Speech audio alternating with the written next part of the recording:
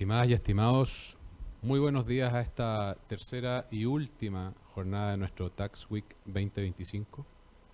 Mi nombre es Álvaro Pino, Thomson Reuters, Country Manager de Thomson Reuters. Y para mí es un honor saludarles y un placer contarles que en estos primeros 2 días de nuestro Tax Week hemos contribuido y hemos contado con la participación de cientos de profesionales, situación que esperamos se repita hoy con un panel muy interesante con temas de contingencia que seguramente van a aportarle mucho a todos ustedes. Nuevamente recordarles que en nuestra app de Thomson Reuters pueden revisar sus casos y sus pagos, y recuerden por favor quienes aún no lo han hecho, activar Hiperrenta 2026. Sin más, dejo la palabra al moderador de hoy, don Víctor Pavés.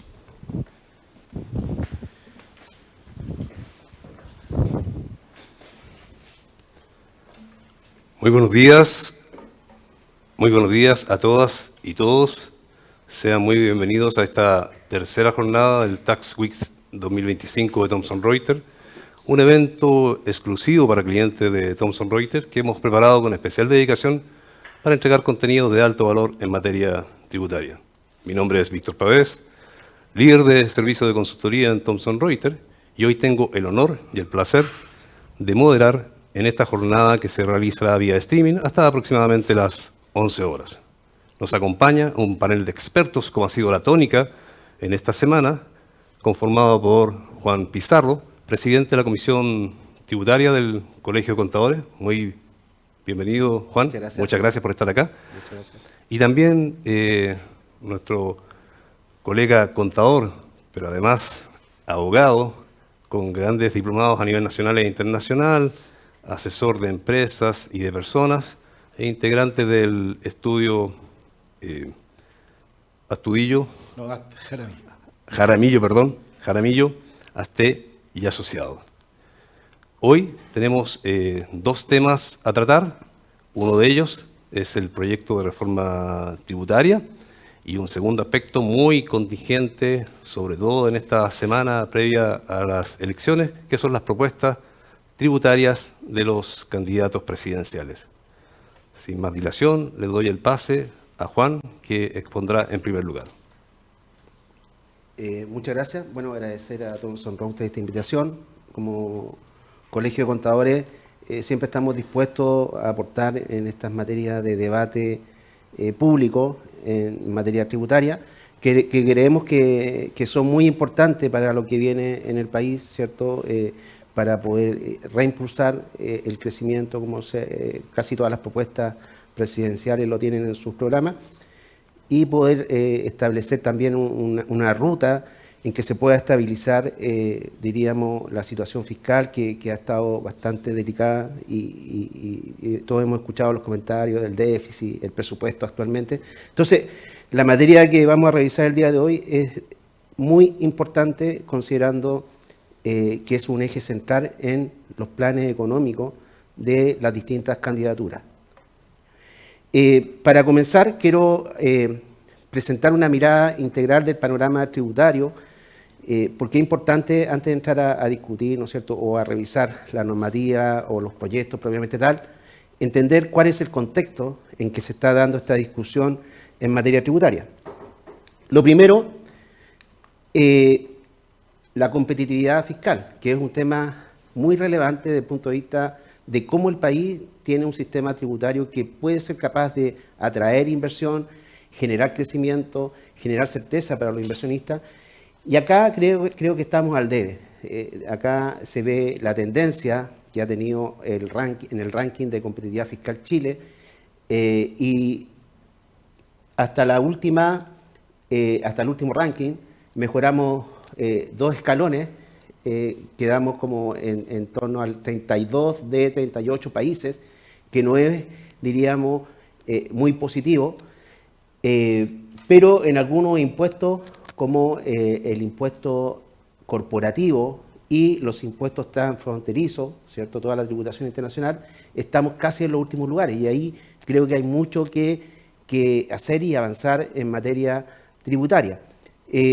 esta materia de competitividad fiscal creo que ha tomado mucha importancia en las distintas candidaturas, porque vimos, ¿cierto?, a principio de esta administración, por ejemplo, la propuesta de impuesto al patrimonio, que nos hubiese llevado, creo que, al último lugar en materia del ranking de competitividad fiscal. Y estamos viendo que finalmente ahora el desafío principal, ¿no es cierto?, es bajar impuestos corporativos y retomar esta competitividad fiscal que creemos que es positivo. Por otra parte, acá vemos la tendencia desde el 2010 aproximadamente.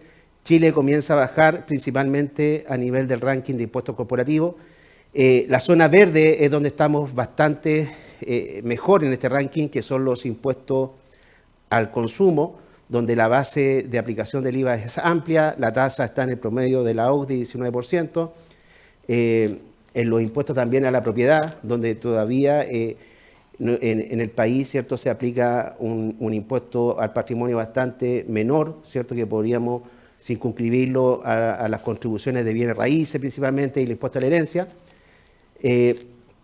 pero donde estamos y hemos estado consecuentemente en los últimos lugares es en la tributación transfronteriza, y esto se debe principalmente al esquema o al modelo de tributación global a la renta en el país, ¿cierto?, y al bajo número de tratados de doble tributación que tenemos, ¿no es cierto?, en torno a 35.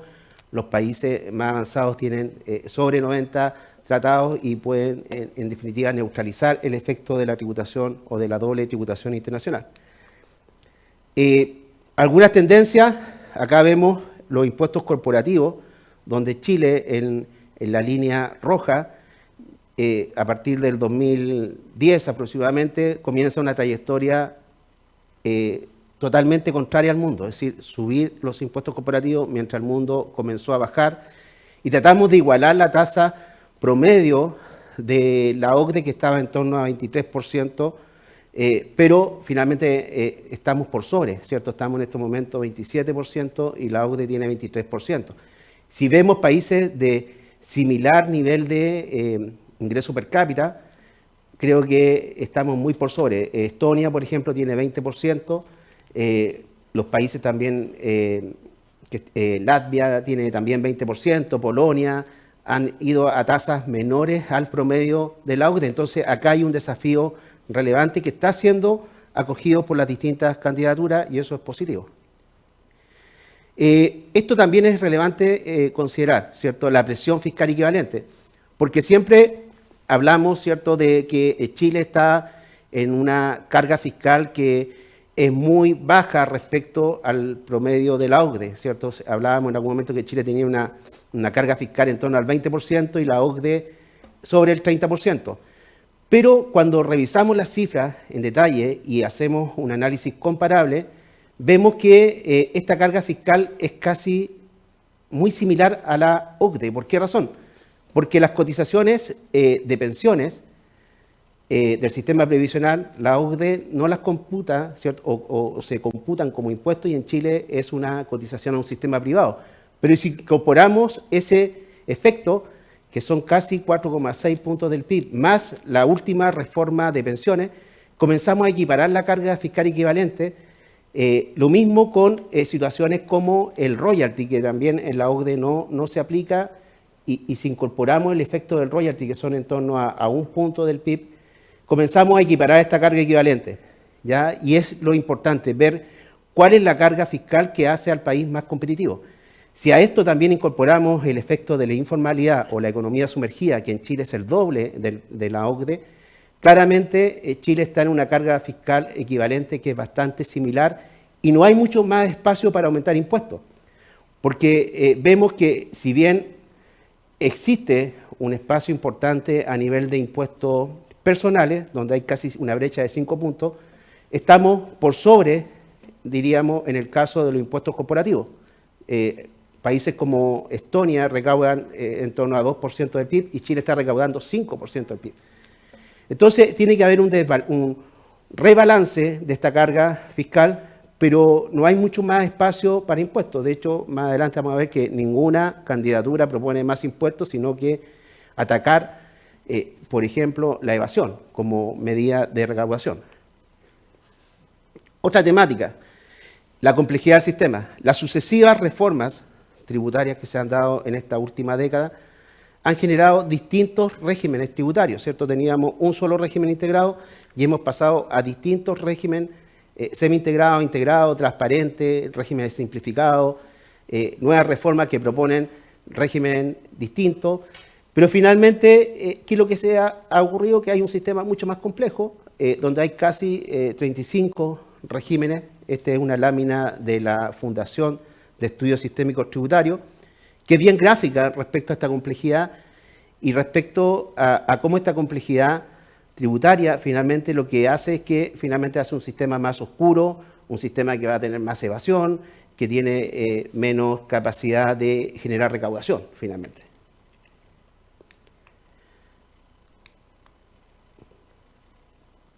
Acá vemos la lámina con los regímenes que tienen actualmente las distintas empresas.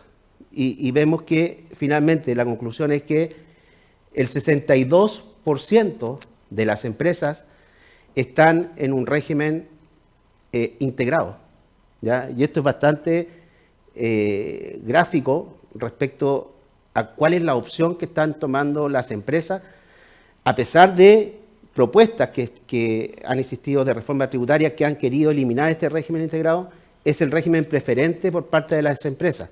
Solamente un 24% de las empresas están en un régimen transparente, ¿cierto? Como un régimen, diríamos, de tipo de renta atribuida, y un 7% están en un régimen semi-integrado. En la temática es que acá vemos que en la parte amarilla son empresas pymes que están en el régimen semi-integrado, que se ven incluso afectadas con el impuesto fijo de la restitución de 9,45% de crédito de impuesto de primera categoría, y por tanto se transforma en un régimen incluso regresivo para las pymes y que debiéramos tratar de corregir en el futuro.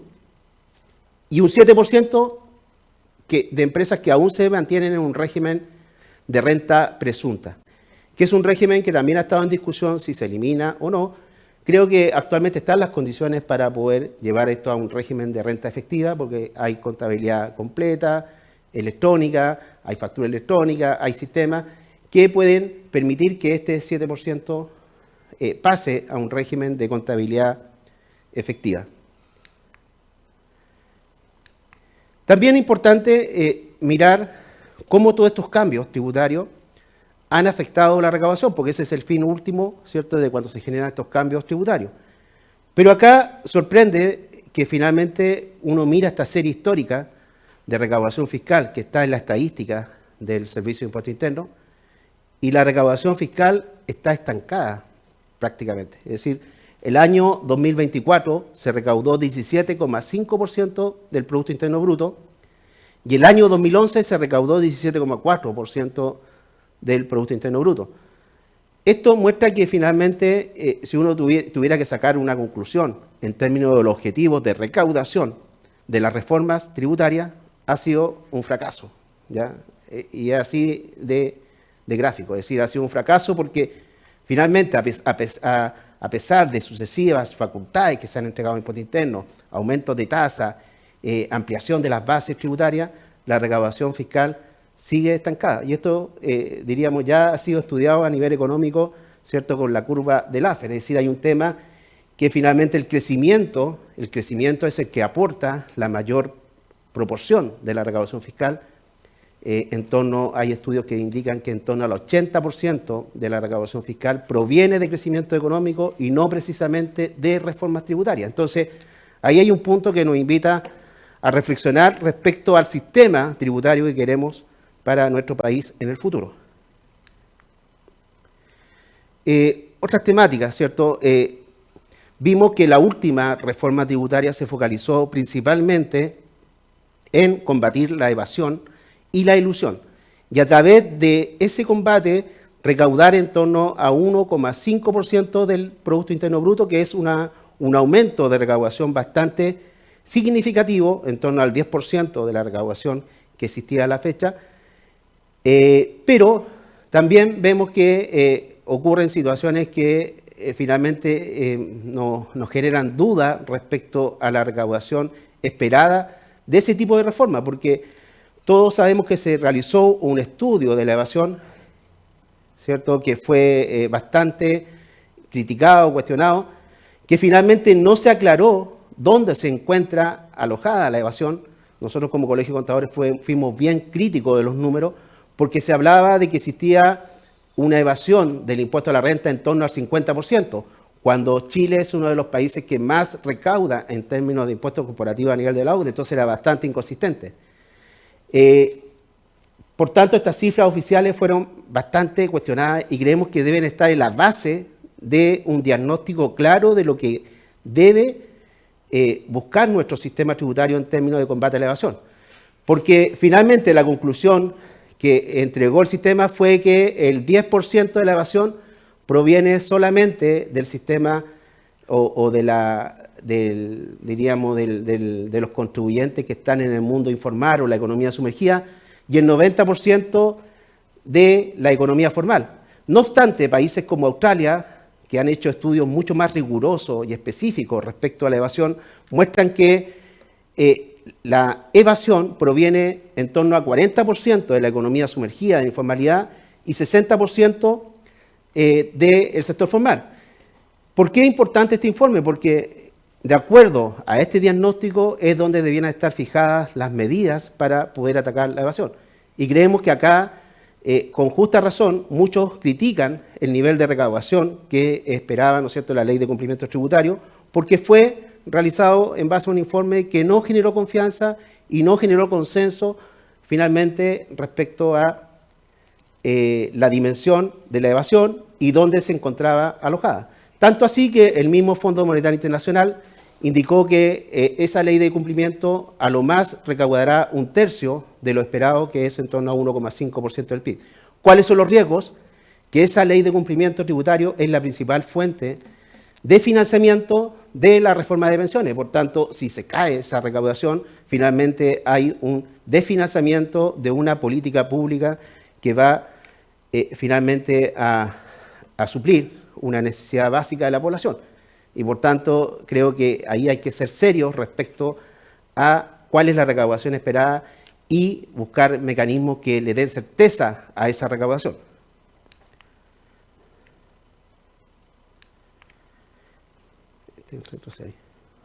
¿Qué nos lleva a concluir esta situación, cierto? Finalmente, sucesivas reformas tributarias que no han recaudado lo esperado. Vemos una recaudación fiscal estancada. Reformas que comprometieron un gasto público, como la reforma de la gratuidad, PGU, pensiones, ¿cierto? Pero que, sin embargo, no obtienen los recursos para su financiamiento a través de ingresos permanentes, ¿cierto? Que están estipulados los informes financieros de esas leyes que erogaron gasto fiscal.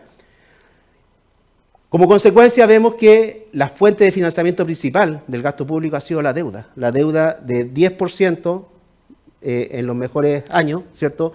Ya se elevó a niveles del 42% del Producto Interno Bruto. Y el Consejo Fiscal Autónomo indica que el límite razonable para esa deuda es 45%. Entonces, acá hay un tema que finalmente la cuenta la paga el país, ¿no es cierto?, con una mayor deuda, la pagan las nuevas generaciones con un mayor costo a nivel del cargo de intereses que ya representa en torno a 1,5% del PIB, una reforma tributaria completa, mayor riesgo e incluso imposibilidad de aumentar el gasto público en el futuro porque no hay más espacio para impuestos, la deuda está al límite y lo único que debiéramos ver en el futuro es que cómo, ¿no es cierto?, una nueva administración puede controlar el déficit, puede controlar la deuda y puede finalmente generar un sistema que recaude de verdad, porque vimos, ¿no es cierto?, que no ha existido recaudación fiscal.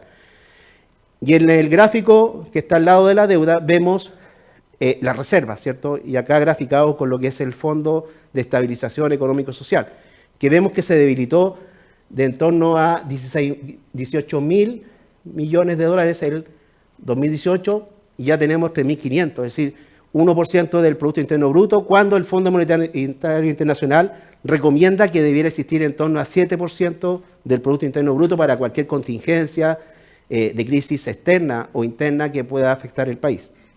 Entonces, este es el panorama general.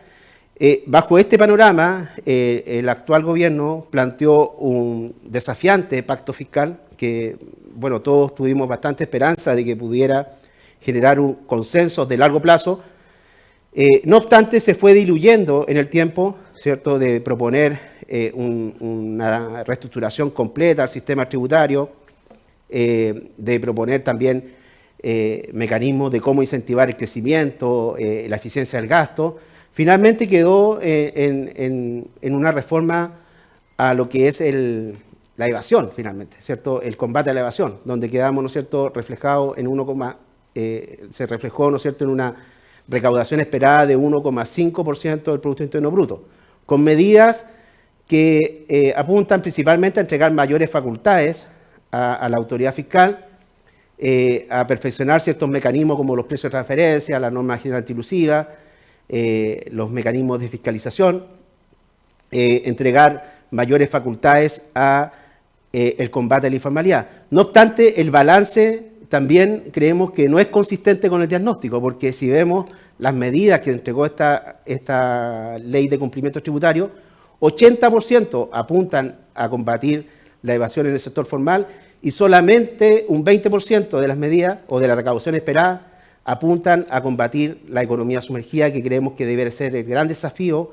de una próxima administración. Es decir, cómo todo ese carro de la informalidad se sube a la formalidad, porque no solamente no aporta impuesto a la renta, IVA, sino que también no aporta previsión social y también genera un desajuste a nivel del gasto público, porque son, diríamos, contribuyentes que finalmente muestran una realidad económica que no es tal, ¿cierto? No declaran sus ingresos y creemos que el país tiene que avanzar hacia la formalización, hacia un régimen tributario competitivo, finalmente.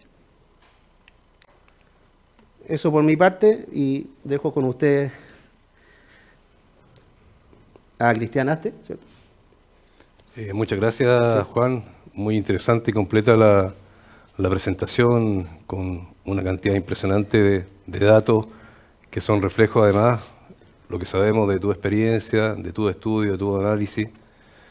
Así que es muy importante compartirlos con nuestra audiencia, sobre todo en una época en la que estamos, como en esta semana, en víspera de elecciones, que son elementos a tener en consideración. Cristian, no sé si antes de pasar a tu presentación quieres aportar con algún aspecto de los cuales tú siempre estás muy al día.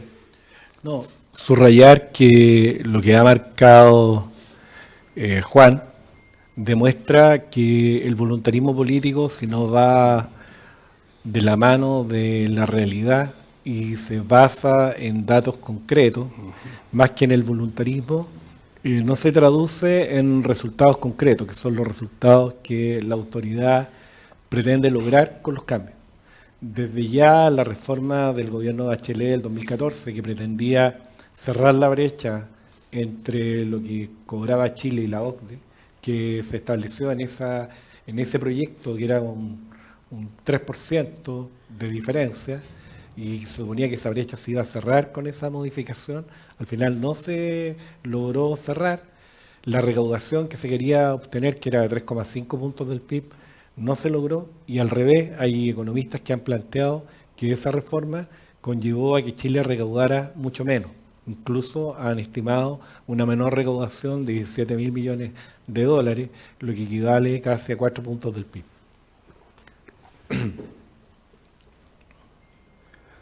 Hacemos una pausa en este momento para pasar al segundo bloque, Como quiera.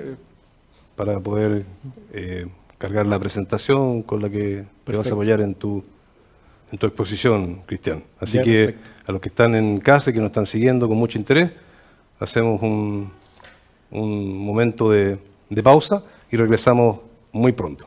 No abandonen la sintonía, ya regresamos.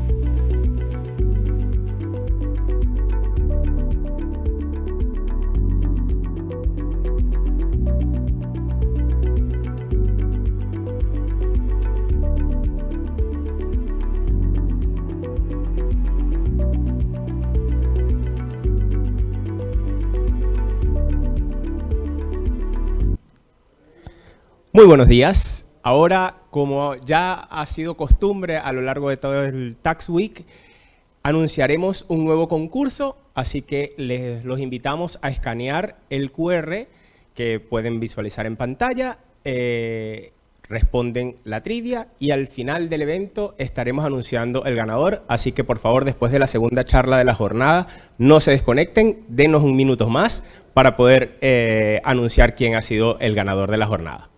No se desconecten, en un minutito volvemos nuevamente con la segunda charla del día de hoy.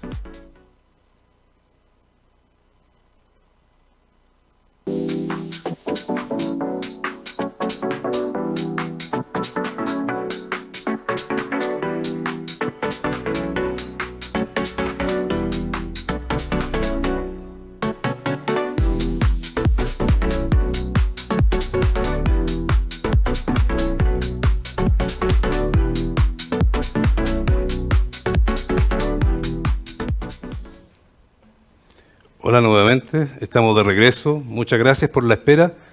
Pasamos a nuestro segundo bloque, que lo va a liderar Cristian Asté, con los temas de propuestas económicas de los candidatos y proyecto de ley. También va a intervenir, por cierto, Juan en esta conversación.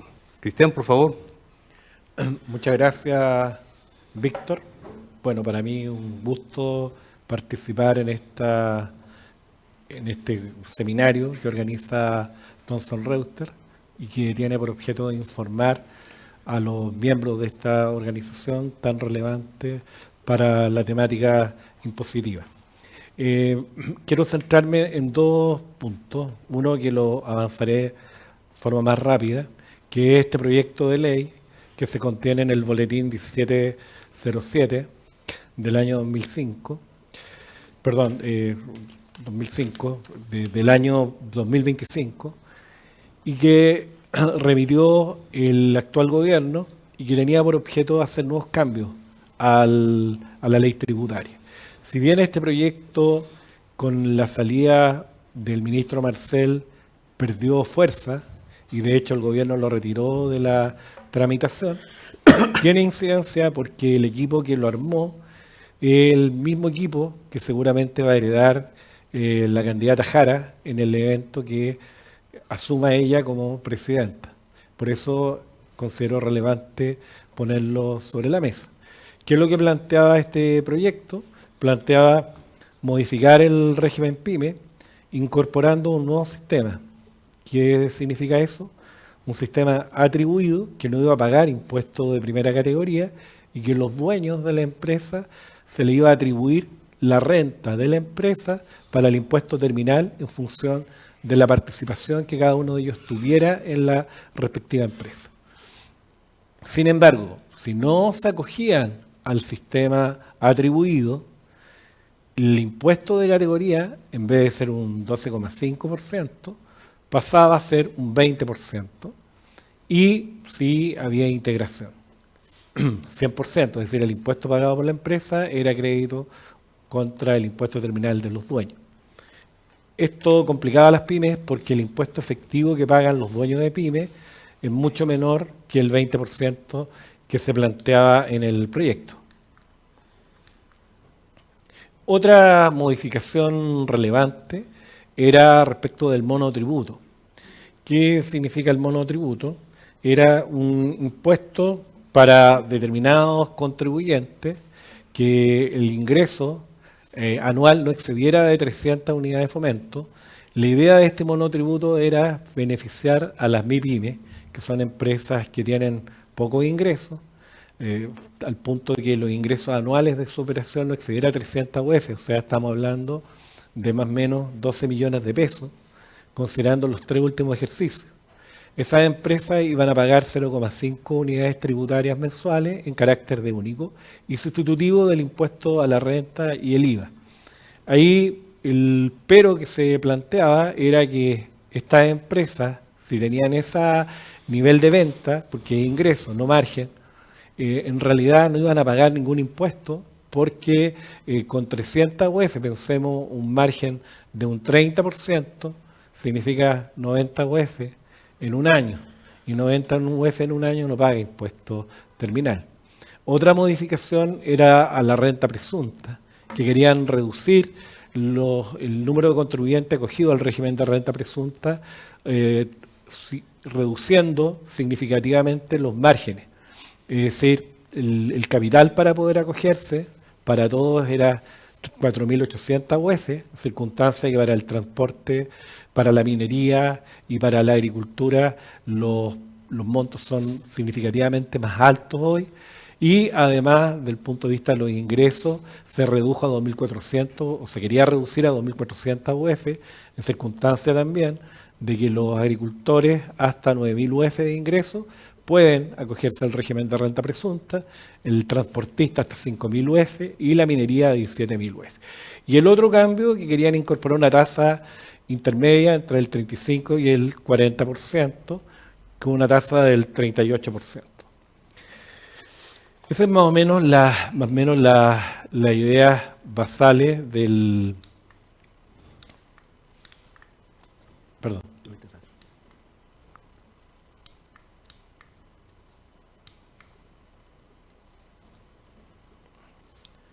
La otra modificación era que se establecía un beneficio a las personas que arrendaban, que podían deducir del impuesto que ellos pagan lo que desembolsan por arriendo, con un tope menor, el tope menor entre lo que ellos pagan y 8 unidades tributarias anuales. En IVA se incorporaba una norma que eximía de IVA la venta de bienes muebles hecha por fundaciones o entidades sin fines de lucro que estuvieran inscritas en un determinado registro, y se incorporaba un sistema nuevo para las empresas que estaban partiendo, y que estas empresas que tuvieran un ingreso que no excediera las 400 UF en el año, por ventas netas mensuales, ventas netas mensuales 400 UF, se podían acoger a este régimen que le daba derecho a no pagar IVA, pero en forma progresiva. En los 12 primeros meses no iban a pagar IVA, obviamente no iban a utilizar el crédito, o sea, tenían crédito fiscal y el crédito fiscal absorbía el débito. Si no lo absorbía el diferencial de débito, no lo tenían que pagar, y entre el mes 12 y el 18, solo el 50% de esa diferencia de remanente, y después el 75%. Pero el problema que tenía esto era que estaba limitado solo a aquellas empresas cuyos ingresos por relación no excedieran 2.400 UF anuales. O sea, si un empresario tenía 2 empresas, se sumaban los ingresos de la participación de la otra empresa, y si significaba eso que sumaba más de 2.400 unidades de fomento, no puede acogerse a este sistema de beneficios. La otra modificación es al régimen de los fondos de terceros, que también ahí se quería establecer un impuesto para los aportantes, que debían agregar a su renta líquida las utilidades que percibieran desde los fondos de inversión dentro del mismo ejercicio. Eso también cambiaba el sistema tributario de estas compañías, y al momento del término de giro debían considerarse retiradas todas las cantidades acumuladas por los aportantes.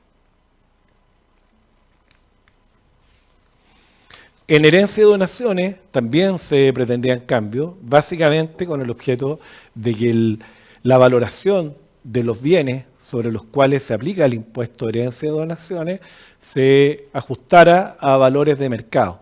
Por eso que se incorporaba que existiera valoraciones por empresas auditadas, y que el monto de base imponible para los efectos de herencia fuera el monto mayor entre el capital propio tributario y el valor del patrimonio financiero. O sea, se iban a comparar valor patrimonio financiero, capital propio tributario, lo que era mayor, según la certificación de una empresa auditada, iba a ser la base de cálculo para el impuesto.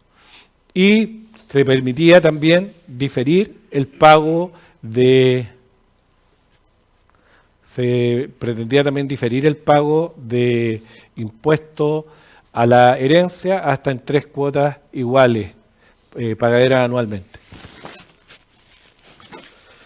Se incorporan normas transitorias también para este proyecto, con el objeto de que la tasa del 20% no aplicara de inmediato a las empresas que no se acogieran al régimen de renta atribuida. Bueno, esos son los principales cambios de esta modificación, que tiene la particularidad que, como indiqué antes, el gobierno en sesión 55 de fecha 5 de agosto retiró este proyecto. Por lo tanto, ya no va a ser ley de la República en este gobierno, pero, como indiqué antes, dado que el grupo económico que apoyaba al ministro Marcel era un equipo económico de Rey comunista, lo más probable es que se replique por el gobierno de la señora Jara en el supuesto que se haya elegida presidenta.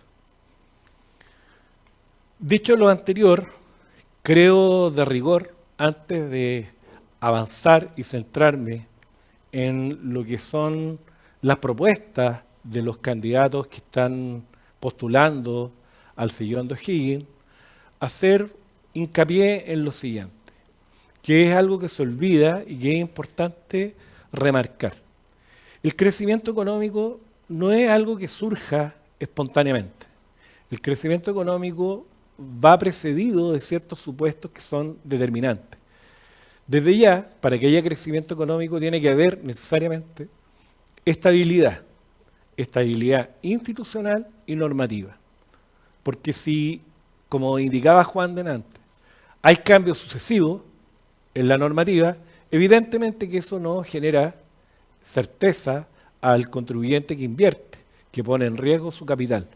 Se requiere además seguridad jurídica, seguridad social, porque si no hay seguridad, estamos haciendo un pago de un impuesto encubierto, que es el impuesto a la seguridad, y evidentemente nadie va a querer invertir en un país donde no hay seguridad. La libertad económica, indudablemente, tenemos que fortalecer la libertad económica para que la gente pueda emprender, pero eso va de la mano con una competencia justa, donde la Fiscalía haga su trabajo y lo haga bien, focalizándose en aquellos mercados relevantes donde existe una oferta elástica que pueda controlar el precio o una demanda que pueda articularse en función de una colusión o que puedan arbitrar mercados, etcétera. Eso evidentemente atenta contra el crecimiento económico y por eso es tan importante, como explicaba Juan, atacar la informalidad, porque eso evidentemente no es justo. La incidencia en las políticas de gobierno y en el crecimiento del país está marcado porque si vemos cómo ha ido creciendo Chile, vemos un retroceso evidente en la línea roja, está Chile. Nosotros íbamos creciendo más que el resto de los países y sin embargo, con la pandemia, la tasa de inversión que tiene que ver con el crecimiento económico, hay una relación directa. Si uno analiza la tasa de inversión de Chile, fue subiendo progresivamente en la línea roja, alcanzando y superando el resto de los países de América Latina, muy por encima de varios países de América Latina, hasta el año 2014, que coincide con la fecha que marcaba Juan, que fue la reforma del gobierno de Michelle Bachelet, con el ministro Alberto Arena, que introduce estos cambios que eran mucho más ambiciosos en el proyecto primitivo y que el Parlamento evitó que se aprobaran en su tenor, que era mucho más avanzado y cuyos efectos habrían sido mucho más perniciosos para la economía del país. Luego la situación de informalidad, si uno compara la formalidad versus la informalidad, es algo dramático.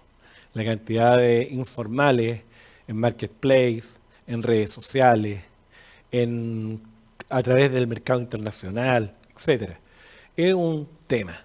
Lo otro, la composición de los ingresos fiscales, que es lo que marcaba también Juan, que si uno hace una comparación entre la OCDE y Chile, observamos que Chile está muy por encima de la OCDE en lo que son el impuesto a las empresas, pero muy por debajo de la OCDE en lo que es el impuesto a las personas. O sea, el impuesto a las personas en la OCDE, países OCDE, genera el 35% del ingreso de los países OCDE. Sin embargo, en Chile, el 11%. O sea, eso significa que en Chile hay más de un 70% de chilenos que no pagan impuesto a la renta. Luego está el impuesto al consumo, que en Chile es un 58%, en circunstancias que en la OCDE es un 45%. ¿Y eso por qué es relevante? Porque el impuesto al consumo es un impuesto regresivo, que terminan pagándolo la gente más pobre. Y finalmente el impuesto al patrimonio o el impuesto a los bienes, pero remarcar acá que en los países OCDE hay transferencias directas que en promedio son 5% del PIB recaudado, que van en transferencia directa a los ciudadanos que pagan impuestos. ¿Y eso por qué tiene incidencia? ¿O por qué tiene importancia? Tiene importancia el indicador Gini. El indicador Gini es el indicador que marca el nivel de desigualdad en los países. Supone que los países apuestan a que haya justicia, es decir, que los ciudadanos sean iguales o lo más iguales posible y que el trato del Estado sea igualitario para todos y que no hayan diferencias arbitrarias. O sea, el objetivo uno de los objetivos primigenios del Estado es promover la justicia, lograr la igualdad.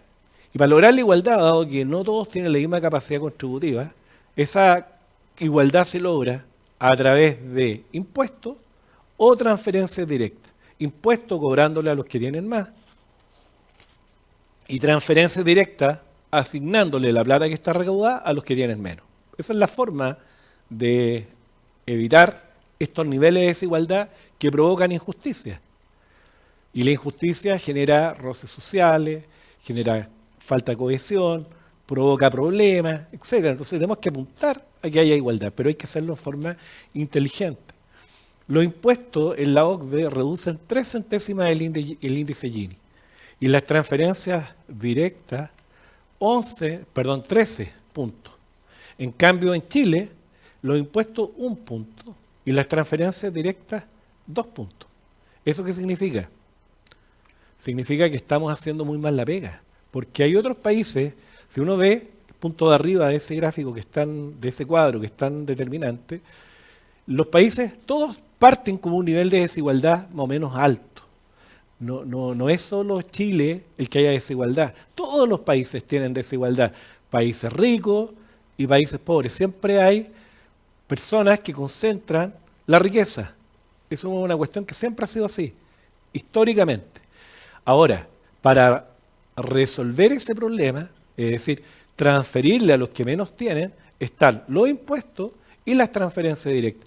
Si comparamos lo que, por ejemplo, hace Luxemburgo, lo que hace Portugal, lo que hace Nueva Zelanda, lo que hace Dinamarca, lo que hacen casi todos los países con lo que hace Chile, es una vergüenza. En Chile, el impuesto, antes de impuesto, el nivel de desigualdad es parecido a casi todos los países, incluso por debajo de los países. Pero después que cobramos impuestos, quedamos por encima en desigualdad que casi todos los países. O sea, la pega que hace el fisco y el Estado y las políticas gubernamentales son penosas. Adicionalmente, hay un 1,8% del PIB que se está gastando de manera ineficiente, de acuerdo al informe del BID. Por otro lado, el gobierno general de Chile destina el 27% del gasto total público en salario. En la OCDE, el 20,1%. Además, en los últimos 30 años se ha multiplicado casi 7 veces el gasto del gobierno central. Las tasas tributarias de Chile y el promedio ya lo marcó Juan, por lo tanto, sobre este punto no es necesario insistir. También marcó Juan cómo se distribuyen los contribuyentes PYME en los distintos sistemas que tiene el país, el régimen transparente, el integrado. Solo subrayar que hay mucho contribuyente PYME que está en el sistema de régimen general donde tienen crédito por un 65%, lo que va contra la equidad horizontal, que es uno de los ejes del sistema tributario. Otro mapa de realidad es la cantidad de plata que ha salido de Chile. El 2024, imagínense, 3.157 millones, versus el 2015, cuando con motivo de la reforma que incorporó con declaración voluntaria el ingreso de capitales afuera, con una tasa del 8%, que le dijeron al Super 8, artículo 24 transitorio, de la ley 20.780, ingresó plata, pero toda esa plata se fue multiplicada, y precisamente cuando, como decía bien Juan, se planteaba el impuesto al patrimonio. Cuando se planteaba el impuesto al patrimonio, huyeron muchos millonarios de Chile. El aumento del gasto público ya es una cosa escandalosa, lo que ha ocurrido desde el año 90 hasta ahora, cómo ha ido aumentando. Los datos base ya lo ha marcado también Juan, pero es importante subrayarlos, que el 92% de las empresas no sobrevive más de 5 años. El 93% dice haber estado afectada por inseguridad. Todos estos son datos de la Cámara Nacional de Comercio. Las MIPYME representan el 98% de las empresas, pero generan el 12% de las ventas, ahora es menos. El desempleo ha aumentado significativamente. Las mujeres son la mayor cantidad de desempleadas junto con los jóvenes. La mujer un 9,9%, los jóvenes un 21,6%. La verdad que la tasa de desocupación 8,7%, la informalidad ha aumentado, la concentración económica ha aumentado, el PIB tendencial es 1,8 y para poder, eso significa que no vamos a lograr ninguno de los objetivos sociales que se persiguen, entre ellos la PGU, salvo que nos endeudemos como ha venido ocurriendo, pero esa deuda en algún minuto se paga y eso es lo que a veces cuesta hacer entender a los políticos. Finalmente hay más negocios informales que formales, 58% de negocios informales, y la competitividad tributaria, como marcaba Juan, ha ido bajando. El sistema tributario, también acá yo voy a avanzar rápido, tiene los siguientes sistemas. Un sistema desintegrado clásico y un sistema desintegrado modificado. ¿Qué significa desintegrado? Que paga la empresa un impuesto y paga otro impuesto el dueño de la empresa. El sistema clásico se establece un impuesto corporativo y un impuesto personal. Y el impuesto desintegrado modificado es que el impuesto personal, el impuesto al dividendo, tiene un trato diferenciado o un trato preferente. El otro, y ahí hay un ejemplo más o menos de lo que el sistema, ahora, el sistema integrado total con el sistema integrado parcial, que el contraste del sistema desintegrado. El sistema integrado significa que el impuesto que paga la empresa es crédito contra el impuesto final de los dueños. El sistema integrado parcial es que es crédito, pero no en su totalidad. En Chile coexiste el sistema integrado parcial con el sistema integrado total, porque es integrado total para las pymes y es integrado parcial para las empresas que no son pymes. Pero ya marcamos que hay un porcentaje significativo de empresas pymes que están en el sistema integrado parcial, o sea, están pagando más impuestos y no hay equidad horizontal que otras empresas pymes que sí tienen equidad horizontal. Ahí están los países que tienen los distintos sistemas tributarios, el sistema clásico, el sistema de imputación parcial, el inclusión parcial y otros sistemas como exención, que es el de Estonia. Ahora voy a centrarme en las propuestas de los candidatos. Quiero más adelante conversar con Juan los números, de cómo se traducen esos números en el déficit fiscal, si lo afectan, lo aumentan, lo disminuyen, etc. La propuesta de doña Yanez Jara, que es la candidata heredera del gobierno actual, lo que plantea es que no van a haber menos impuestos, o sea, no plantea bajar los impuestos. Plantea así que va a recaudar más combatiendo la evasión, porque marca que lo que se está recaudando no es mucho por la evasión, es lo que decía también Juan, que el objetivo del gobierno era un 1,3, 1,2% del PIB y eso no se está logrando. También plantea una propuesta de sueldo vital, es decir, aumentar el ingreso con subsidio estatal decreciente, no pretende hacer ajuste fiscal y estos números son los que voy a conversar después, Víctor, con Juan, ¿ya? Para que lo expliquemos más con detalle.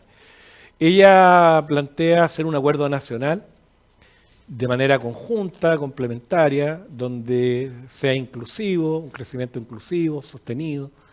Ella subraya eso de la necesidad de un crecimiento que sea consensuado por todos los actores políticos, que sea sostenible, que sea con mejora en el empleo.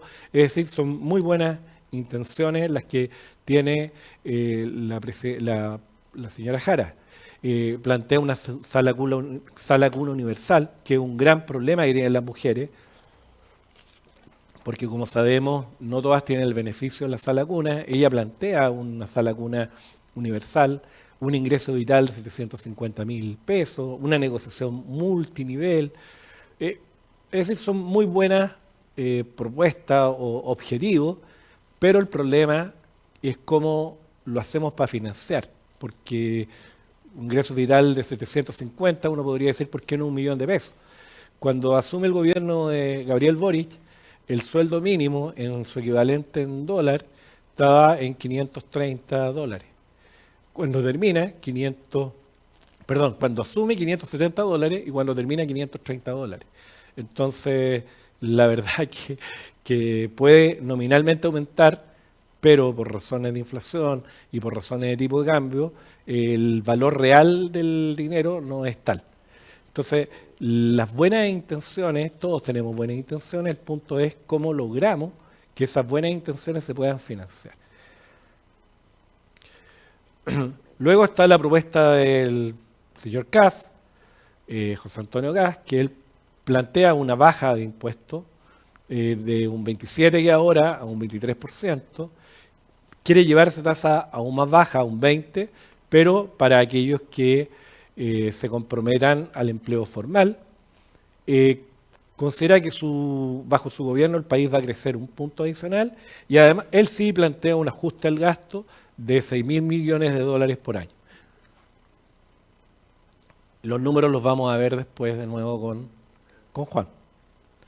Las propuestas, como ya marqué, disminuir, eliminar el impuesto a la ganancia de capital, pero no a todas las transacciones, sino solo a las que tienen baja transacción bursátil.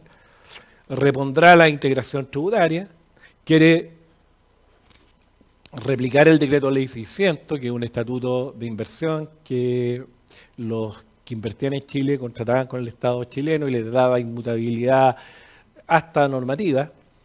Impulsará una estricta focalización, quiere focalizar el ecosistema emprendedor, mantener el impuesto más bajo para las pymes. La propuesta de doña Evelyn Matei también plantea lo mismo que José Antonio Kast, integración y una reducción del impuesto corporativo. Es menos ambiciosa en cuanto al ajuste del gasto, porque José Antonio plantea reducirlo en 6.000 millones, ella plantea 2.000 millones. El crecimiento están alineados, ambos piensan que el país va a crecer con ellos un 1% más. O sea, va un 1% más y los números los vamos a revisar con Juan. El aterrizaje de Matei es llegar a una tasa de 18% en 10 años. El impuesto a las pymes quiere bajarlo un 10%, no inmediato, en algún minuto en el tiempo. Quiere el régimen integrado, contratos de invariabilidad tributaria, que es lo mismo que plantea José Antonio Kast, que es replicar el modelo del decreto ley 600.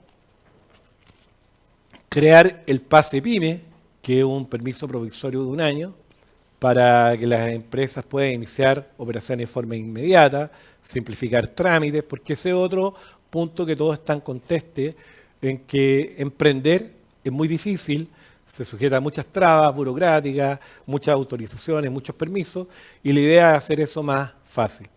Quiere incorporar el silencio administrativo, que significa que si la autoridad no informa en un tiempo, se entiende aceptado lo pedido por el contribuyente.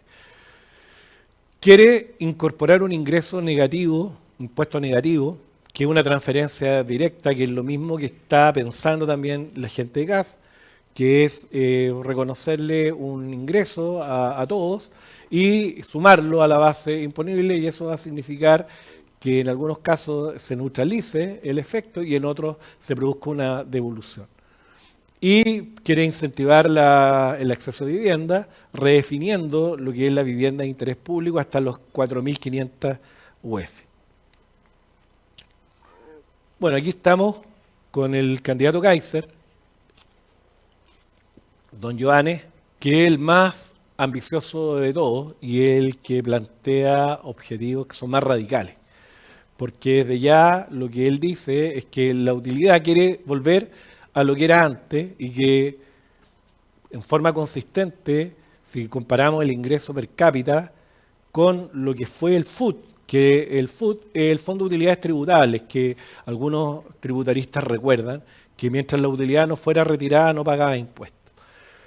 Y eso significaba que las empresas, la plata, como al retirarla están sujetas a un impuesto terminal más alto, lo que hacían era ahorrar la plata, invertirla en inmuebles, invertirla en activos o dejarla en la caja para el flujo operacional del negocio.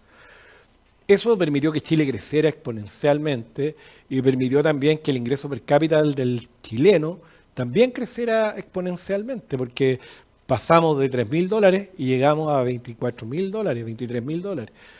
Y lo cierto es que con el gobierno de Bachelet eso cambia, porque ella elimina el FUT, porque se estimaba por algunos políticos o algunos asesores que se mal utilizaba, lo que es verdad, había mala utilización, pues se podía regular eso, pero se eliminó.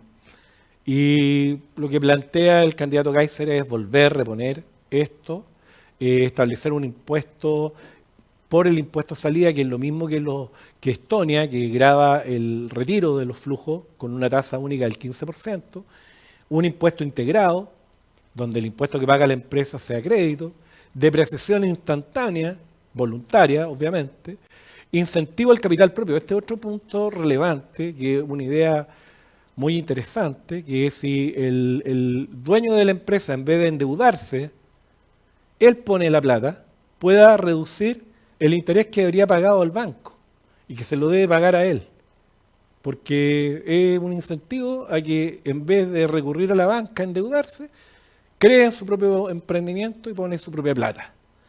Exime de impuestos a las empresas familiares. ¿Por qué? Porque es un requerimiento colectivo el que si hay empresas familiares, las empresas familiares muchas veces cuando muere el padre, el que lleva a la empresa, resulta imposible sucederla y seguir operándola por el impuesto que tienen que pagar los hijos, por los derechos sociales, que en el caso del proyecto que al final el gobierno retiró, quería incluso aumentar la base imponible estableciendo el valor patrimonial financiero o el capital propio tributario, lo que fuera más alto.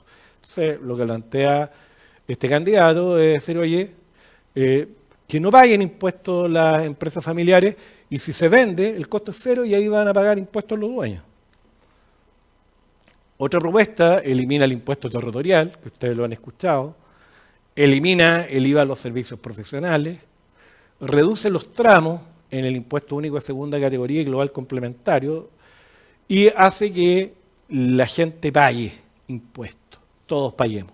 Porque como ya marcaba antes con las páginas de la OCDE, el Chile está muy por debajo de lo que recauda la OCDE por impuestos personales. En Chile es un porcentaje muy menor de contribuyentes que paga impuestos personales. Quiere invariabilidad tributaria por 50 años, quiere fortalecer los derechos de la Defensoría del Contribuyente, dándole representación judicial para las pymes, quiere darle autonomía del Ministerio de Hacienda para que no dependan la Defensoría del Contribuyente de ese organismo, quiere incorporar nuevos derechos, entre ellos el derecho a tener como contraparte un servicio fiscal eficiente, profesional, el derecho a pagar solo lo legalmente exigible, derecho al error, porque recordemos que había instrucciones internas que si uno, en impuestos hasta hace poco rato, que fue una cuestión que se planteó por el Colegio de Contadores, que si habían errores, el contribuyente no podía resolver el error administrativamente, lo que era un absurdo. Bueno, eso gracias a Dios se corrigió en el sistema, pero aquí se quiere incorporar como un derecho. La declaración de renta universal. ¿Por qué es importante esto? Que todos declaren, porque es la forma de contrastar ingreso con gasto y es la forma también de perseguir al evasor. Y la creación de una agencia tributaria autónoma que fusione todo en un organismo único. Quiero, bueno, los números los vamos a ver también con Juan, pero quiero volver a Yanez Jara en un punto que omití, que ella marca y pone énfasis en el secreto bancario, que es que perseguir la huella del dinero, que es algo que ella ha reiterado mucho en su discurso. Pero la verdad es que el secreto bancario no es una limitación para perseguir a nadie. Se modificó con la ley de ahora. O sea, ahora, si hay una investigación por delitos tributarios, los bancos están obligados a informar. Basta, y si el contribuyente no informa voluntariamente, el servicio va y lo requiere directamente, y esa información no se puede borrar porque está en el banco.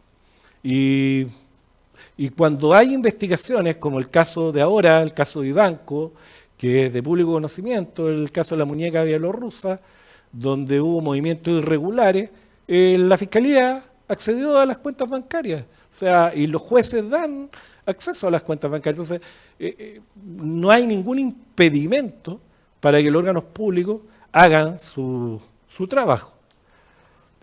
Ahora volvemos a la propuesta de Parisi. El señor Parisi lo que plantea es una ruta del emprendedor seguro, que quiere, un poco también lo que quiere hacer el actual gobierno, de promover o darle posibilidades al emprendedor de tener una ruta más expedita para emprender, no tan gravosa. Entonces él habla de este concepto de ruta del emprendedor seguro, entrega incentivos temporales, una exención tributaria temporal para determinados contribuyentes, quiere incorporar la digitalización en forma completa y se me quedó lo que es más importante para el candidato, que es no cobrar IVA a los medicamentos y una devolución mensual, primero devolución mensual, de IVA por los medicamentos con una norma transitoria hasta un tope, luego como medida definitiva eliminar el IVA a los medicamentos y establecer también un IVA diferenciado como ocurre en algunos países respecto de determinados productos de la canasta básica. Eso es más o menos lo que yo quería marcar de los candidatos presidenciales. Ahora con Juan me gustaría repasar los números que estaban en la exposición que yo tenía, que me gustaría que la pusieran en el sistema. Creo que es importante destacar que todas estas propuestas a nivel tributario van a tener un impacto ciertamente en la posición fiscal. Y desde ese punto de vista, si bien algunas pueden ser bastante razonables, ¿cierto? Es importante ver cómo se combinan con otras medidas como el ajuste fiscal, que ya casi es necesario, inevitable, cómo se combinan con otras medidas de contener el gasto fiscal que viene en cierta medida, y lo ha dicho JP Morgan, el Fondo Monetario Internacional, tenemos un gasto público desatado, fuera de control, y que finalmente presiona, diríamos, los equilibrios fiscales. Entonces, creo que en función de eso, nosotros realizamos un estudio bastante más aterrizado, sin estimaciones muy optimistas, sino que en función de la experiencia pasada, de una recaudación fiscal que viene estancada, de reformas que van a generar mayor presión fiscal a nivel de nuestra posición fiscal, como la PGU, por ejemplo, que si uno revisa el informe financiero de esa reforma, solamente está financiado en torno al 25%. Uno revisa el informe financiero y el financiamiento venía vía eliminación de exenciones y vía holguras fiscales. Las holguras fiscales ya no existen, eso tenemos que tenerlo claro. Las exenciones se pudieron aplicar en forma parcial y las que se aplicaron recaudaron muy poco. La que mencionaba Cristian, que es la eliminación o la incorporación del impuesto del 10% a las ganancias de capital en acciones con alta presencia bursátil, recaudó en torno al 10% de lo que estimó. Y así uno empieza a hacer un resumen, casi todas las medidas recaudaron muy poco, la única que ha recaudado en forma más o menos equilibrada ha sido el IVA a los servicios, pero sabemos también todos cuáles han sido los impactos, sobre todo en las pymes. Entonces, Cristian, veamos la lámina. Si ponemos la lámina, mi exposición, ahí Sí, está bueno, la propuesta de la candidata Jara, donde hay que remarcar que hay un déficit inicial, o sea, ya tenemos déficit. Luego está el componente de la recaudación por combate a evasión, luego le sumamos el crecimiento económico proyectado, lo que va a significar la medida de sueldo vital, y de ahí hacemos una proyección. Me gustaría, Juan, que tú explicaras. Sí. ¿Qué es importante acá? Sí. Lo importante primero destacar que todas las propuestas parten de un déficit de arrastre. Todas se van a tener que hacer cargo de un déficit de arrastre que ya los más optimistas indican 2%, que es lo que nosotros pusimos en esa lámina, pero algunos indican que podría llegar a 2,5%, incluso 3%. Después, el déficit que vamos a tener en el 2026, que según DIPRES estaría en 1,30, nosotros fuimos bastante conservadores, mantuvimos ese déficit. También, dado que viene un déficit de arrastre y el presupuesto se toma en función, ¿no es cierto?, los crecimientos en función del presupuesto anterior, probablemente ese 1,3% nuevamente se incumpla y lleguemos a 2%. Entonces, ya hay un déficit de arrastre de 2%, más el 2% que se pueda generar en el 2026, tenemos 4 puntos de déficit. Con una deuda fiscal al límite que está en 42,40% del Producto Interno Bruto. Claramente tenemos que ver cómo estas medidas apuntan, ¿no es cierto?, y presionan o dan mayor holgura fiscal. Si vemos las medidas propuestas por la candidata Jara, vemos que existe, por un lado, ¿no es cierto?, este sueldo vital, que ahí pusimos un subsidio progresivo, porque llegar a 750.000 de sueldo vital, claramente no puede ser absorbido por las pymes y va a requerir un subsidio estatal. También la recaudación de la evasión, respecto al combate a la evasión, nosotros pusimos 1/3 de lo que ella propone, porque ha sido la experiencia también que ha mencionado el Fondo Monetario Internacional, que reformas de ese tipo no recaudan más allá de 1/3 de lo que normalmente proponen, ¿ya? Y más considerando que ya hubo una reforma de la ley de cumplimiento que ataca la evasión, por tanto, se estrecha el espacio para recaudar mediante esa vía. En función de este análisis y las proyecciones que son bastante conservadoras, acá no estamos generando, diríamos, ingresos extras por un precio de un superciclo del cobre, del litio, que quizás puedan cambiar esta posición, sino que estamos focalizando el análisis en función de los números actuales y proyectando la situación conocida. La deuda podría llegar en este caso 55% del Producto Interno Bruto al término del mandato, lo que realmente nos sorprende porque ya el encargado económico ha manifestado que probablemente el 45% es algo flexible, ¿cierto? Lo que ha dicho en este caso el Consejo Fiscal Autónomo de un límite de la deuda pública autoimpuesto de 45%, ya desde el punto de vista de esta propuesta se ve como algo flexible que podría ser superior. A mí me gustaría, Juan, agregar que el déficit fiscal, hay dos formas de cubrirlo. Con más impuestos, que al final con la curva Laffer se traduce en menos crecimiento, ya lo vimos con lo que ocurrió con el gobierno Bachelet, que en vez de aumentar la recaudación disminuyó, y si no hubiera existido la reforma Chile habría recaudado mucho más. Es que ese déficit se cubre con deuda, y las deudas pagan intereses, nadie presta la plata gratis. Y eso significa comprometer recursos para el futuro. Entonces, si nosotros nos ponemos generosos con los ciudadanos actuales, evidentemente que quien va a pagar la fiesta van a ser nuestros hijos, nuestros nietos y nuestros herederos, es decir, los ciudadanos del futuro. Sí. También, Cristian, es destacar que si bien todas las propuestas presidenciales proponen mayor crecimiento, el efecto del crecimiento no es inmediato, es decir, es bastante de largo plazo, acumulativo, y por tanto dejar de percibir ciertos ingresos vía disminución de impuestos no se va a compensar necesariamente rápidamente con crecimiento. Entonces, dada esta situación fiscal actual, ¿cierto?, que nosotros proyectamos, vemos que en este primer escenario, ¿cierto?, se incumplen las metas fiscales claramente y tendríamos que pasar a otro orden de responsabilidad fiscal, diríamos, ya no estaríamos con la calificación crediticia que tenemos actualmente. Ahora podemos avanzar con la exposición, con los números de José Antonio Kast. Ahí los números de José Antonio Kast partimos de la misma base que la lámina anterior, y también me interesa, Juan, que tú hagas tu reflexión respecto de esos números y cómo van cambiando. Sí, acá hay un matiz, porque acá primero se propone una baja de impuestos que es progresiva, y eso es importante, llegar, ¿no es cierto?, al promedio de impuesto corporativo de la OCDE al término de 4 años, es decir, bajar de 27 a 23% en 4 años, pero también se incorpora la integración total y se incorpora lo que es crecimiento, ¿no es cierto?, en torno a un punto adicional. Es decir, estamos siendo bastante equitativos para cada una de las propuestas. Adicionalmente, el ajuste fiscal acá también tiene una diferencia importante, porque se propone un ajuste de 6.000 millones por año, ¿cierto?, que va a requerir en cierta medida medidas administrativas y legales, es decir, cambios de leyes y en otros casos medidas administrativas que van a hacer ajustes y reasignaciones.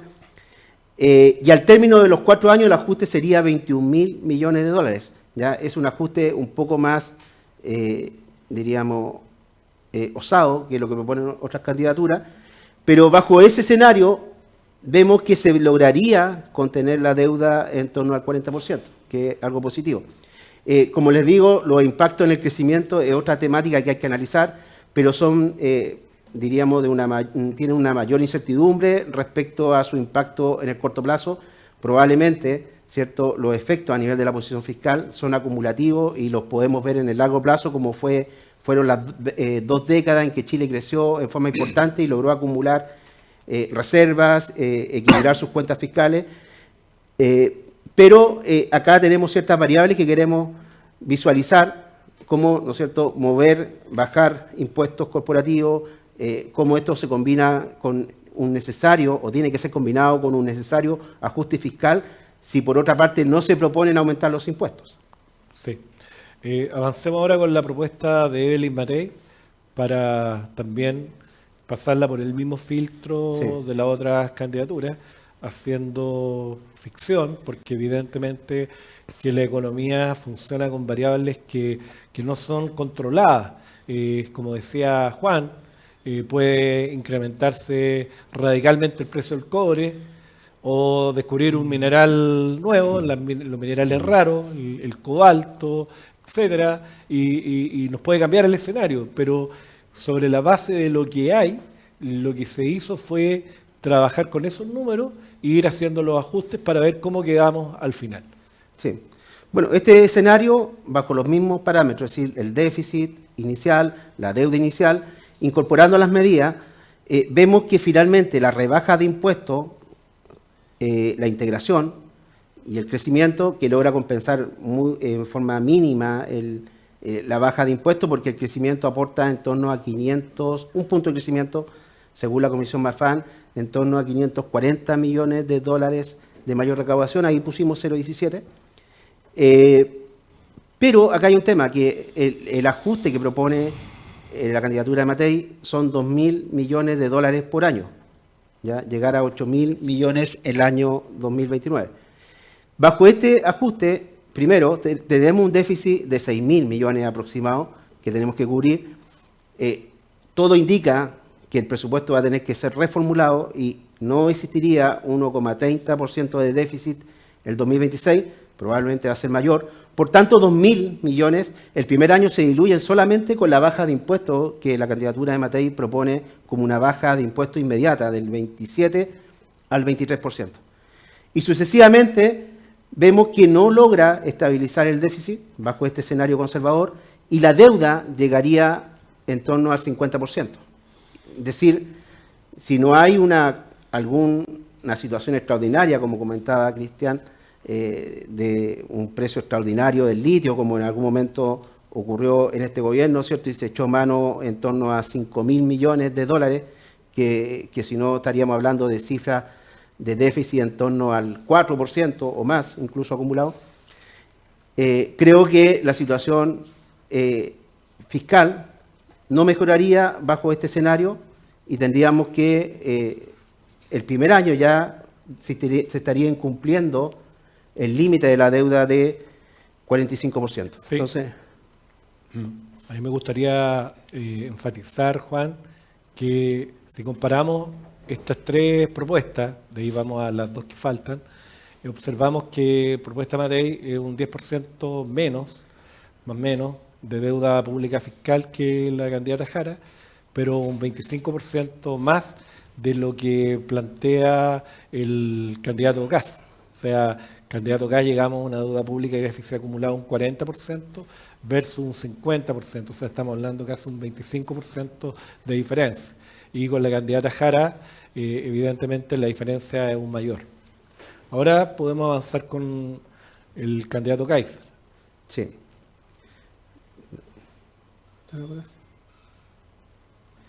Sí, bueno, acá el mismo escenario, ¿cierto? Pero acá la rebaja de impuestos es inmediata del 27 al 15%, entiendo. Del 27 al 15%. no al 24, del 27 al 15%. Y eso implica una menor recaudación en torno a 2 puntos del PIB. Es bastante, ¿ya? Es bastante porque estaríamos bajando casi a la mitad de la tasa. El impacto en el crecimiento podría ser incluso mayor a un punto adicional. Nosotros fuimos bastante conservadores, pusimos un punto adicional para equiparar todas las propuestas.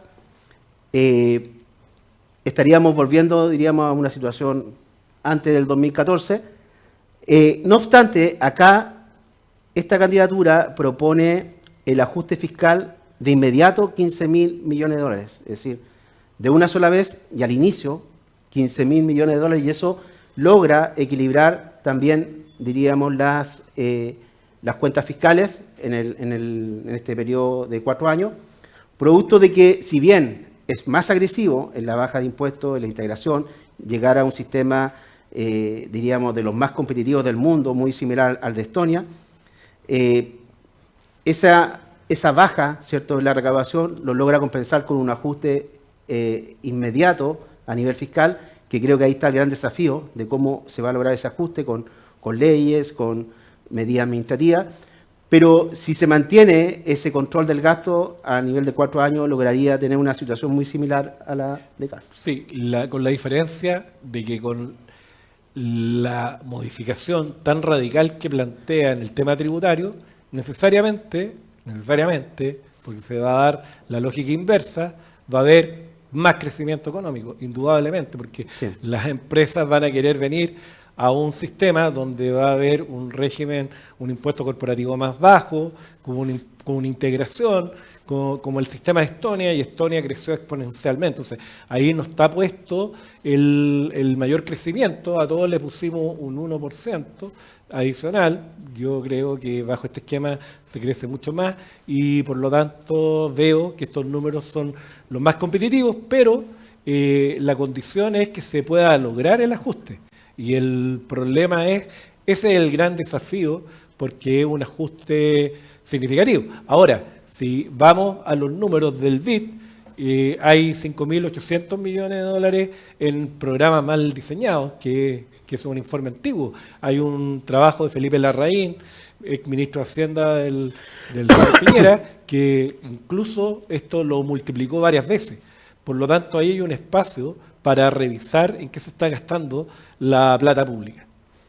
Finalmente, nos gustaría revisar el trabajo de Parisi. Tenemos los números. Con los números de Parisi. No están esos números. Bueno, no Parisi están. no finalmente propone un tema, ¿no es cierto?, más orientado al impuesto al consumo. Ahí está su foco, ¿no es cierto?, entregar, diríamos, transferencias directas a las personas, ¿cierto?, a través de exenciones del IVA. Creo que ahí eso va a tener realmente un impacto importante en la recaudación, dependiendo de la amplitud o la focalización de ese beneficio. No obstante, creemos que en función de lo que propone, se visualiza una situación en términos medios de la que hemos propuesto. Yo no la cuantifiqué en este momento porque no ha sido tan explícito respecto, por ejemplo, a qué modelo de sistema de impuesto renta va a establecer, sino que han sido ciertas medidas más parcializadas. Sí, a mí me gustaría solo complementar, Juan, que el IVA es un impuesto bastante particular que funciona bajo el sistema de imputación crédito versus débito. No es muy fácil o no es fácil cambiar la estructura del IVA, porque eso puede generar distorsiones que pueden terminar siendo odiosas y pueden facilitar el que exista evasión. La forma que, como yo también lo marcaba en las láminas, de avanzar hacia una mayor igualdad es con transferencias directas. Y la transferencia directa puede ser el ingreso negativo, que es una alternativa que se plantea por la candidata Matei y también por el candidato Kast, y también lo ha planteado, pero no está puesto en el programa, el equipo económico de Kaiser.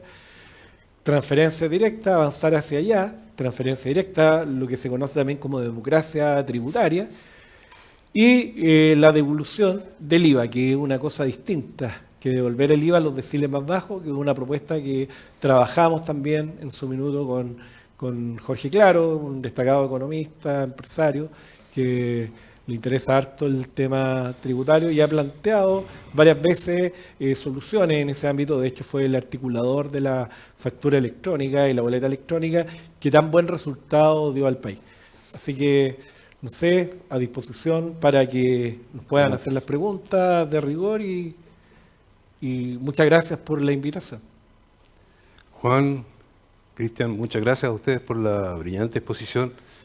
Quiero manifestar a título personal y a nombre de Thomson Reuters, pero principalmente de quienes trabajamos día a día y durante muchos años en materias tributarias, que resulta muy interesante poder escuchar, entender con las explicaciones que vosotros han proporcionado, aspectos técnicos, económicos que van más allá del día a día, del hecho grabado, del sujeto del devengo, que es lo que hacemos nosotros permanentemente, y en el fondo tomar conciencia y darnos cuenta que esta actividad que tanto cariño le tenemos, como es la consultoría, la asesoría tributaria, el estar en los negocios, está inserto en un marco mayor, que es la situación económica y la vida en sociedad, y en el fondo estos aspectos inciden dramáticamente en la calidad de vida que todos tenemos, que a veces lo miramos simplemente en lo individual y no con estas cifras que ustedes nos han traído, que han comentado, que han explicado. Estamos en una época en que hay que tomar decisiones,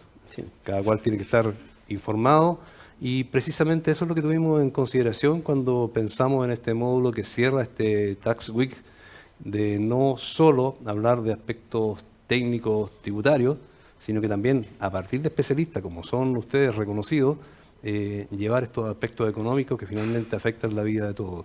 Así que, a nombre personal y a nombre de Thomson Reuters, un agradecimiento sincero por esta brillante exposición y explicación que nos han brindado al público que nos ha seguido. No sé si quieren hacer un comentario final antes que le dé el pase a nuestro gerente Mario Tovar para que haga el cierre que corresponde esta semana, que ha sido muy, muy interesante. Sí, no, yo quiero comentar que, bueno, hablamos mucho de números, ¿cierto? De cifras, de tasas, pero creo que el sistema tributario también requiere una renovación en términos de su eficiencia, en cómo, por ejemplo, se trata a los emprendedores cuando inician una actividad, cómo se fomenta este emprendimiento, cómo se garantizan los derechos de los contribuyentes. Creo que acá también falta, ¿cierto? Hemos visto avances con lo que es la Defensoría del Contribuyente, que ha tenido un muy buen posicionamiento, pero faltan avances porque vemos que hay trabas, ¿cierto? Si lo tomamos a nivel administrativo, son importantes, pero si lo tomamos a nivel judicial, casi son trabas infranqueables para las pymes, y creemos que el sistema tributario tiene que mejorar en su conjunto en estos aspectos también que son menos tangibles, pero que son sumamente importantes para la gestión de nosotros como asesores, para fomentar el emprendimiento finalmente. Muchas gracias, Juan. Cristian. Sí, remarcar también que la interacción con la autoridad tributaria es una interacción particularmente compleja, porque interactuamos con un ente que tiene mucho poder, que emplazarlo judicialmente es caro y con resultados muy desfavorables para los contribuyentes. Lamentablemente, si hacemos un comparativo de cómo operaba el sistema cuando estaba bajo la estructura del propio Servicio de Impuestos Internos, observaremos que las direcciones regionales fallaban más a favor de los contribuyentes que lo que hacen los jueces tributarios. Y eso es un punto que a mí siempre me ha complicado, que yo siempre he planteado que la solución era conformar una sala especializada en la Corte Suprema, integrada por profesionales expertos, no solo abogados, sino también auditores, economistas, que tengan una mirada más global, que hace falta a veces, y que resolvieran todas las temáticas económicas, entre ellas las tributarias, que se puedan dar entre el Estado y los privados. Muchas gracias a ambos. Reitero las felicitaciones por la brillante exposición, el contenido entregado, y quisiera ahora invitar a la Cámara a Mario Tovar, nuestro gerente, para que haga el cierre final de toda esta semana junto con el día de hoy. Bueno, muchísimas gracias. Qué honor para nosotros tener un panel como ustedes. Muchas gracias por compartir con nosotros en nuestro Tax Week. Muchas gracias, Víctor. Y gracias a ustedes por mantenerse conectados con nosotros. Antes de finalizar, quisiéramos anunciar al ganador del día de hoy, Emilio Salazar. Será contactado por nuestro equipo de producción. Felicitaciones. será contactado próximamente, así que atento por favor a su teléfono celular. Y muchas gracias nuevamente por haber participado con nosotros. Espero que hayan disfrutado todo el contenido que hemos compartido con ustedes los últimos 3 días y seguiremos en comunicación de aquí en adelante. Muchas gracias. Gracias.